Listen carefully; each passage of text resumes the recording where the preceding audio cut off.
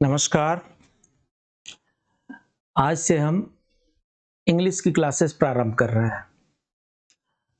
अभी हम इंग्लिश में वो चीज़ लेकर के चल रहे हैं जो कंपटीशन में आते हैं। कंपटीशन का अपना एक पैटर्न होता है। कंपटीशन को क्रैक करने के लिए उस पैटर्न को समझना ज़रूरी है।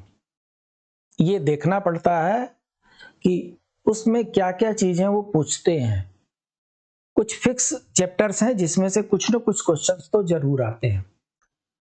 जो क्वेश्चन सेटर होते हैं वो भी अपने सेटिंग में चेंज करते रहते हैं, बट कुछ चैप्टर्स ऐसे होते हैं जिसमें से कुछ ना कुछ क्वेश्चन वो डालते हैं।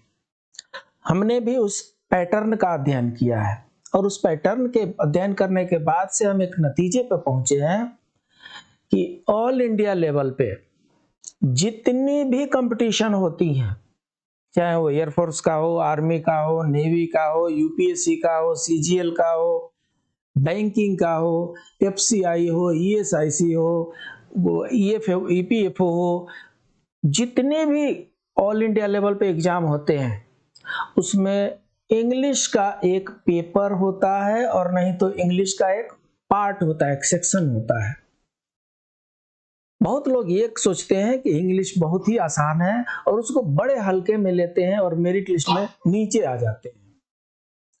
इंग्लिश को हल्के में लेने से मेरिट लिस्ट में बनने की संभावनाएं लगभग समाप्त हो जाती हैं और इंग्लिश में इस तरीके के क्वेश्चन होते हैं कि करीब करीब ऐसा लगता है कि हमने जो बनाया वो हम सही बनाया है, बाद में पता चलता वो तो गलत बन गया था क्योंकि प्रैक्टिस में कहीं न कहीं कमी रह गई थी। हमारा एक प्रयास है, हम इस तरीके से प्रैक्टिस कराएंगे कि आपको पता भी नहीं चलेगा कि आप क्या सीख रहे हैं और बड़ी आसानी से सीख जाएंगे और टू द पॉइंट एग्जाम में अगर वो आता है तो आप रिकलेक्ट कर सकते हैं। हम कितना पढ़ रहे हैं ये इंपॉर्टेंट है, लेकिन हम उसको एग्जाम हॉल में कितना ट्रांसलेट कर पा रहे हैं वो ज्यादा इंपॉर्टेंट है। और इसलिए मैं हमेशा ही पढ़ाई का कुछ पैटर्न चेंज करके पढ़ाता हूं।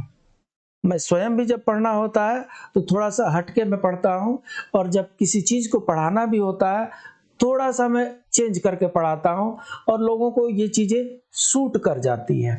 देखते हैं आपको कैसा लगता है। अभी हम जो शुरू कर रहे हैं, प्रत्येक कंपटीशन में वन वर्ड सब्स्टिट्यूशन आता है।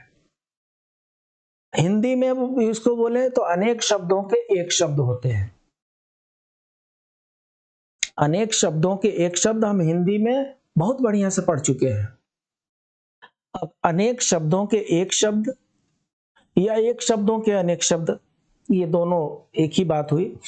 तो ये इंग्लिश में किस तरीके से हमें समझना है, ये एक साइंटिफिक वे है। अगर हम डिक्शनरी लेकर के बैठ जाएंगे उसको याद करने के लिए, सो जाएंगे, बोर हो जाएंगे। कम से कम मैं इस तरीके से दूसरा तरीका अपनाता हूं। डिक्शनरी मैं लेकर के पढ़ूं चाहे डिक्शनरी मैं आपको रिप्रोड्यूस कर दूं, आप समझ नहीं पाएंगे। मैं आपको दूसरे तरीके से समझाता हूं। तो सबसे पहले आपको हम ये देख लेते हैं कि अनेक शब्दों के एक शब्द को कहते क्या होते हैं। वन वर्ड सब्स्टिट्यूशन में शब्दों का एक समूह होता है।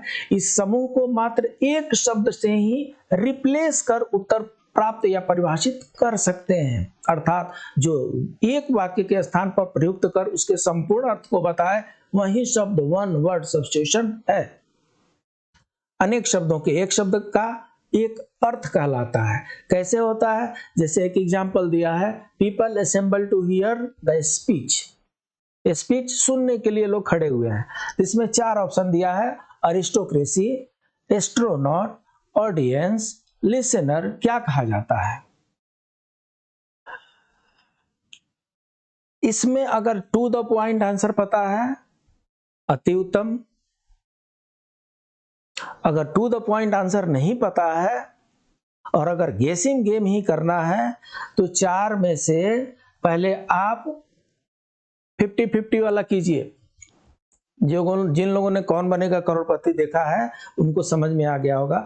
50-50 कीजिए। कहने का मतलब ये चार ऑप्शन में से दो को तो ऐसे कीजिए कि नहीं, ये तो बिल्कुल दो नहीं हो सकते। उन दो को पहले आउट कर दीजिए। जैसे ही 2 शब्द आपने आउट कर दिया, अब आपके पास सिर्फ 2 विकल्प बच गए हैं। जब 2 आपके पास ऑप्शन बच गए हैं, तब आप उसमें एसेस कीजिए कि इसमें से ये सही लग रहा है कि ये सही लग रहा है। और मुझे लग रहा है कि तब आपका तुक्का लगाना शायद सही बैठ जाए। हो सकता है कि उसमें से 2 या 3 के मीनिंग जानते हो आप और चौथे का नहीं जानते हो, तब भी आपका तुक्का बैठ सकता है। यहाँ पर अरिस्टोक्रेसी है, मैं तुक्का लगा रहा हूँ, मुझे नहीं पता कि जो लोग खड़े हुए हैं सुनने के लिए उनको क्या कहा जाता है, मैं एक तुक्का लगा रहा हूँ। अरिस्टोक्रेसी है, मुझे पता है कि एक टर्मिनोलॉजी डेमोक्रेसी होती है, तो डेमोक्रेसी मतलब प्रजातंत्र होता है। इसका मतलब कि क्रेसी मतलब कोई सिस्टम होता है, सुनना तो नहीं होता। अब एस्ट्रोनॉट आ गया।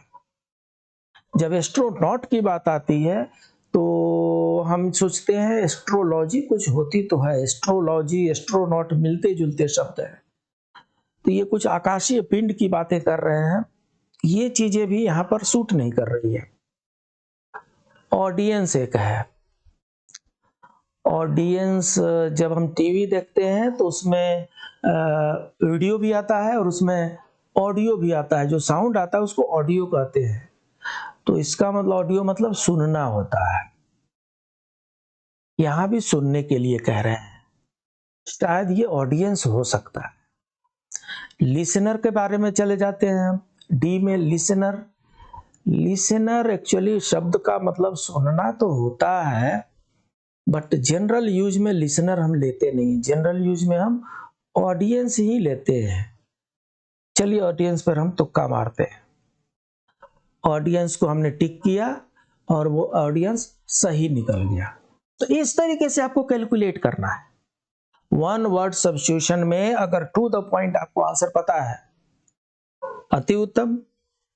अगर टू द पॉइंट नहीं पता है, आपको जो बाकी अल्टरनेटिव है उन चारों अल्टरनेटिव को जज करना है और फटाफट जज करना है, मन में कैलकुलेशन करना है। कुछ ना कुछ उससे निकल रहा होगा, उसके जितने भी टर्मिनोलॉजी, जैसे अरिस्टोक्रेसी है, ये दो यहाँ पर मुझे दिखाई पड़ रहा है। क्रेसी जो है सफिक्स है, एस्ट्रो जो है वो टर्म है। तो जब जैसे हम तोड़ेंगे इसके हमें समझ में आने लगेगा कुछ ना कुछ ये अलग बोल रहा है। अरिस्टो और क्रेसी अलग हो गया, एस्ट्रो और नॉट अलग हो गया, ऑडियंस अलग नहीं कर सकते, लिसनर और अलग नहीं कर सकते। तो इस तरीके से अगर हम सॉल्व करते हैं तो कुछ ना कुछ हमें सॉल्यूशन मिल जाता है। हल करने के लिए कोई विशेष नियम नहीं है। वन वर्ड सब्स्टिट्यूशन को सॉल्व करने के लिए किसी प्रकार का कोई रूल नहीं है, जैसा स्पीच बनाने के लिए होता है, वॉइस चेंज करने के लिए होता है, डिग्री चेंज करने के लिए होता है, वैसे वन वर्ड सब्स्टिट्यूशन के लिए कोई वर्ड नहीं, कोई रूल नहीं होता है। आपको प्रैक्टिस प्रैक्टिस प्रैक्टिस ही करना है। मैं जिस तरीके से बताने जा रहा हूं उसमें कुछ ना कुछ रूल है जो आपके प्रैक्टिस को आसान कर देगा। Those who are from English background, one word substitution is the use of one word in place of wordy phrase in order to make the sentence structure clear. One word substitute is the system in the English, is a part in the English, in a terminology in the English which is used to replace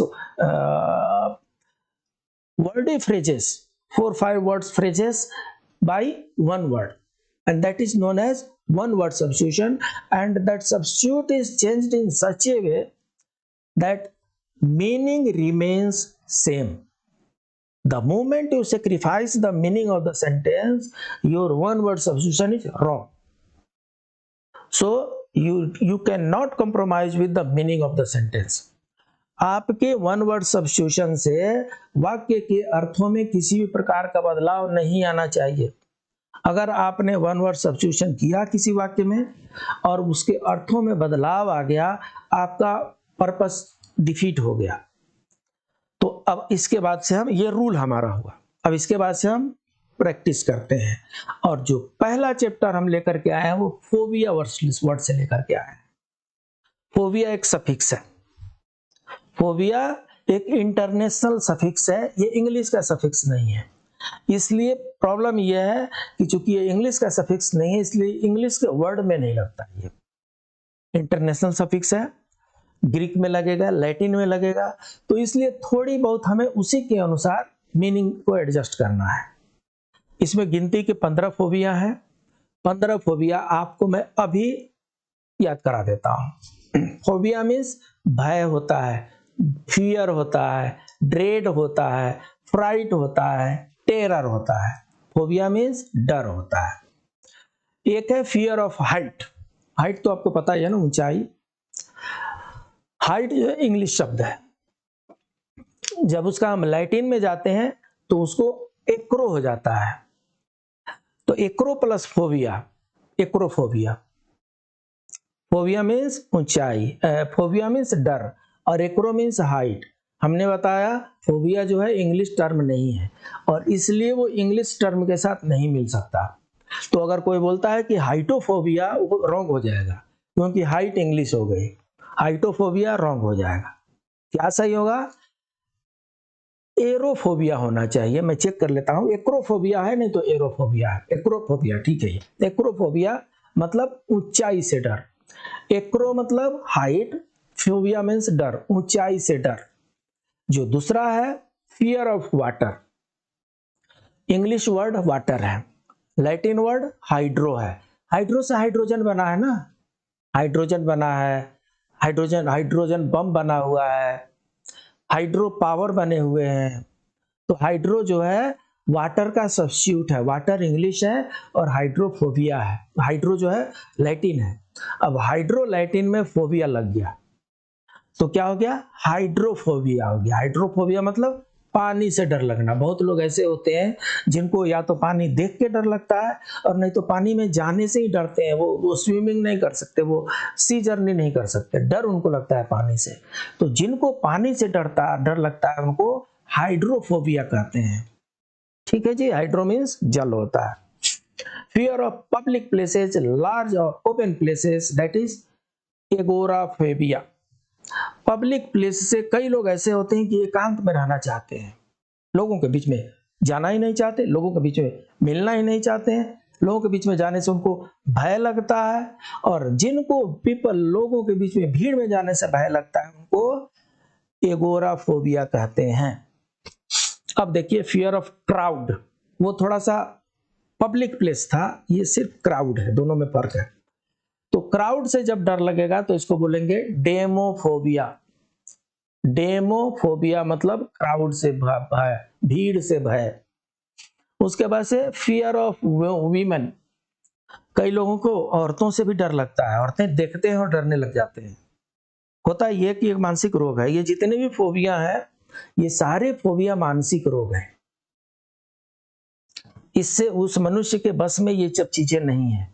पता नहीं कहां से वो दिमाग में घुस जाता है और वो मन में डर बस जाता है। इसलिए इसमें जितनी भी फोबिया है ये लगभग मानसिक फोबिया है। तो फियर ऑफ वीमेन जो है वो गाइनोफोबिया। जो गाइनो जो टर्मिनोलॉजी है वो लेडीज के लिए यूज होता है। वीमेन तो इंग्लिश हो गया और गाइनो लैटिन हो गया। तो गाइनोकोलॉजिस्ट होता है डॉक्टर, वो स्त्री रोग विशेषज्ञ जो होगा उसको बोलते हैं गाइनोकोलॉजिस्ट। तो उसी तरीके से गाइनो जो टर्मिनोलॉजी वो लेडीज के लिए यूज होता है। तो गाइनोफोबिया मीन्स महिलाओं से डरने वाला। फियर ऑफ बुक, अरे बाप रे बाप, बहुत लोग तो बुक देखते ही डर जाते हैं, सो जाएंगे, भाग जाएंगे, दूसरा तीसरा काम करेंगे, बुक नहीं छुएंगे भाई। इतना लोग बुक से डर जाते हैं। ऐसे लोग जो बुक से डर जाते हैं उसको बिब्लियोफोबिया कहते हैं। बुक इंग्लिश हो गया, बिब्लियो जो है वो लैटिन हो गया। तो बिब्लियोफोबिया जो है वो बुक से डर के बारे में है। Fear of being confined in a particular place, बंद स्थानों से इनको डर लगता है।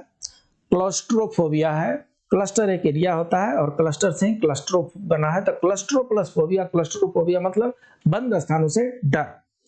उसके बाद से फियर ऑफ फॉरेनर्स, विदेशियों से डर लगता है। कोई अफगानी आ जाए डर लग जाएगा, कोई ईरानी आ जाए डर लग जाएगा। अगर ऐसा कुछ सिचुएशन राइज होता है तो उसको बोलते हैं जेनोफोबिया। जेनो मतलब फॉरेनर होता है, फॉरेनर इंग्लिश टर्मिनोलॉजी है। जेनोफोबिया मीन्स विदेशियों से डर।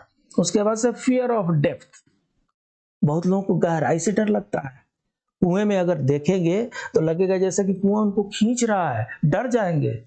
कुछ लोग हिम्मत वाले होते हैं, कुएं के पास बैठ जाएंगे, और कुछ लोगों को डर लगता है वो कुएं से दूर बैठते हैं। गहराई से जिनको डर लगता है उनको बाथोफोबिया कहते हैं।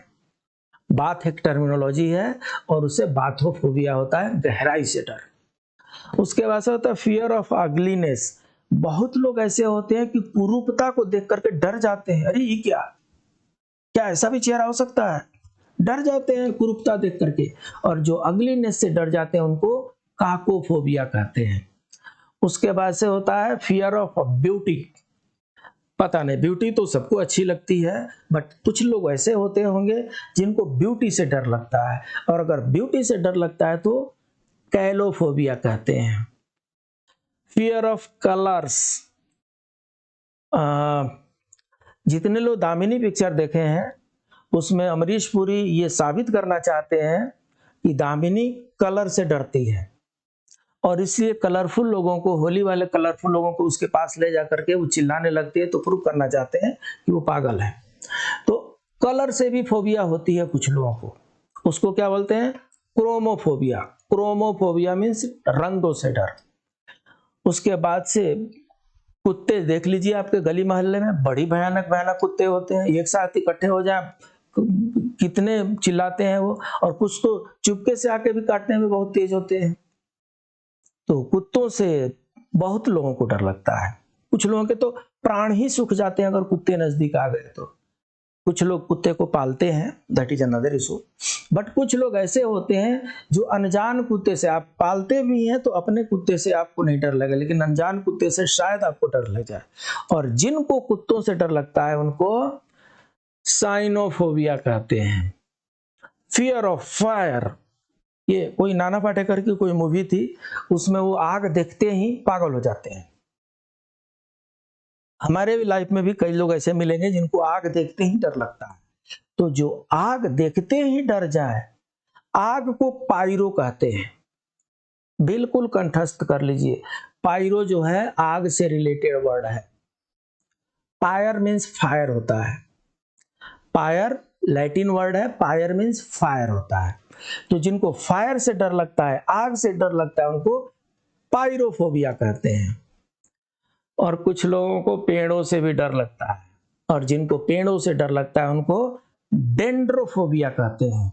तो इस तरीके से हम 15 शब्द नहीं याद किए हैं, हम 15 शब्दों को तोड़ करके याद किए हैं और एक फॉर्मेट में याद किए हैं। ये इतनी तरह की फोबिया है, अगर कहीं भी आपके वन वर्ड सब्स्टिट्यूशन में आता है और उस शब्द के अंत में अगर फोबिया है तो फोबिया मीन्स फियर, डर, भय, फ्राइट, टेरर, डरने वाली बात जो होगी उसमें फोबिया लगा होगा। तो इतना तुक्का आपको लगाना है, फोबिया वर्ड याद रखना है। जिस भी शब्द के लास्ट में फोबिया है इसका मतलब कि उससे डर। और चीज ये है कि इंग्लिश वाले वर्ड से वो जुड़ेगा नहीं, लैटिन वर्ड से जुड़ेगा, इंटरनेशनल सफिक्स है, इसलिए वो इंटरनेशनल सफिक्स है तो उसके जो साथ में जो टर्म होंगे लगभग लैटिन होंगे। तो इसलिए उसका मीनिंग या तो पहले पार्ट से निकालिए, नहीं तो दूसरे पार्ट से निकालिए, खुशकिस्मत है तो दोनों पार्ट से निकालिए। तो इस तरीके से ये 15 शब्द हम नहीं याद किए, आप इससे बनने वाले 150 शब्दों को आप ध्यान में रख सकते हैं। तो इस तरीके से हम एक एक पैटर्न से हम वन वर्ड सब्स्टिट्यूशन याद करते जाएंगे। रिवीजन नहीं भूलना है। एक वीडियो को लगातार 3 बार देखिए, एक वीडियो को लगातार 3 बार देखिए, वो सारे जो कंटेंट है उसमें वो सब आपके दिमाग में आ जाएंगे, आपके सबकॉन्शियस माइंड में प्रिंट हो जाएंगे। ये जो आपका हार्डवेयर है, हार्डवेयर में स्टोर हो जाएगा। ये जो हार्ड डिस्क है, ये हार्ड डिस्क है, हार्ड डिस्क में स्टोर हो जाएगा, हमेशा के लिए स्टोर हो जाएगा। इसलिए प्लीज कीप ऑन रिवाइजिंग, ये सारे कंपटीशन में काम आता है। फिर मिलते हैं अगले क्लास में, तब तक के लिए नमस्कार।